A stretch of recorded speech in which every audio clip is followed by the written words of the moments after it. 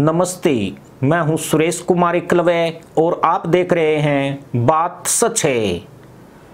कंगाली की हालत से गुजर रहे श्रीलंका की सरकार ने अरबों डॉलर की आर्थिक मदद करने वाले भारत के खिलाफ एक के बाद एक दो बड़े कदम एक साथ उठाए हैं। श्रीलंका की रानिल विक्रमसिंघे की सरकार ने पहले चीन में बने पाकिस्तान के सबसे घातक युद्धपोत PNS तैमूर को अपने यहां लंगर डालने और सैन्य अभ्यास की मंजूरी दे दी। इसके बाद भारत के विरोध को खारिज करते हुए चीन के शक्तिशाली जासूसी जहाज युआनवांग 5 को अपने हम्बनटोटा बंदरगाह पर रुकने की दोबारा अनुमति दे दी।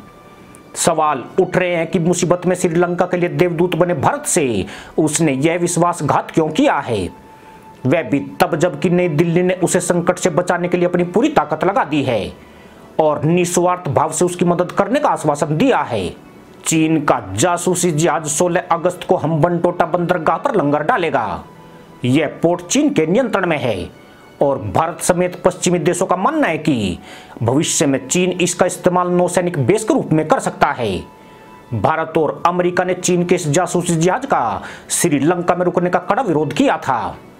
इसके बाद श्रीलंका के विदेश मंत्रालय ने चीन से इसकी यात्रा को स्थगित करने का अनुरोध किया था, लेकिन चीन की सरकार ने श्रीलंका पर दबाव बनाया और कई दिनों की राजनयिक खींचतान के बाद श्रीलंका सरकार ने चीन के आगे घुटने टेक दिए। दरअसल चीन ने कंगाल हो चुके श्रीलंका को अरबों डॉलर का कर्ज दिया हुआ है। पिछली गोटबाया राजपक्षे सरकार पर चीन से कर्ज लेकर भ्रष्टाचार करने के आरोप भी लगे हैं। चीन ने ही राजपक्षे परिवार के लिए बेहद अहम हम्बनटोटा पोर्ट पर अरबों डॉलर लगाए हैं और बाद में कर्ज जाल में फंसाकर पूरे बंदरगाह को 99 साल के लिए लीज पर ले लिया है।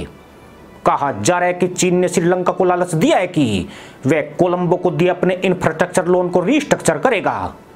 श्रीलंका के लिए यह कर्ज रीस्ट्रक्चर होना इसलिए जरूरी है कि उसे अंतर्राष्ट्रीय मुद्रा कोष से बेल आउट पैकेज लेना है। IMF से लोन लेने के लिए यह जरूरी है कि चीन अपने कर्ज को रीस्ट्रक्चर कर दे। चीन अगर अड़ंगा लगा देता तो श्रीलंका IMF से बेल आउट पैकेज नहीं ले पाता। यही नहीं, चीन ने जहाज की यात्रा को स्थगित करने के श्रीलंका के अनुरोध पर बहुत कड़ी प्रतिक्रिया दी थी।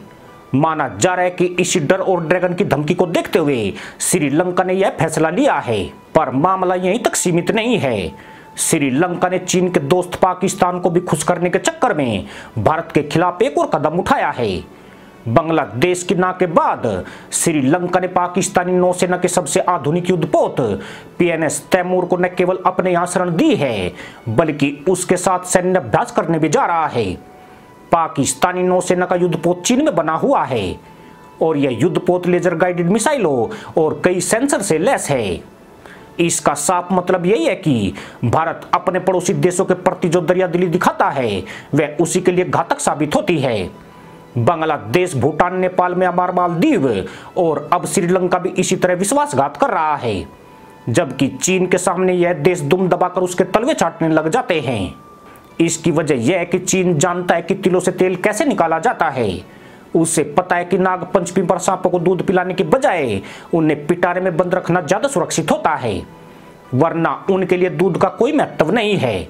जरा सी आजादी मिलते ही वे डंक मारने से नहीं चूकेंगे। भारत अपने आस पड़ोस में सिर्फ नागों की परवरिश ही नहीं कर रहा है, आवश्यकता पड़ने पर उन्हें दूध भी पिलाता है। इससे नागों को फन उठाने का मौका भी मिलता है और फुफकारना तो उनके स्वभाव का हिस्सा बन गया है। जब तक भारत इनके फन को चलने की रणनीति नहीं बनाएगा, ये ऐसे ही फुफकारते रहेंगे। कर्ज देना बुरी बात नहीं है, लेकिन वह एक साहूकार के अंदाज में दिया जाना चाहिए। इसी के साथ अनुमति दोस्तों, जय जवान, जय किसान, जय हिंद, वंदे मातरम।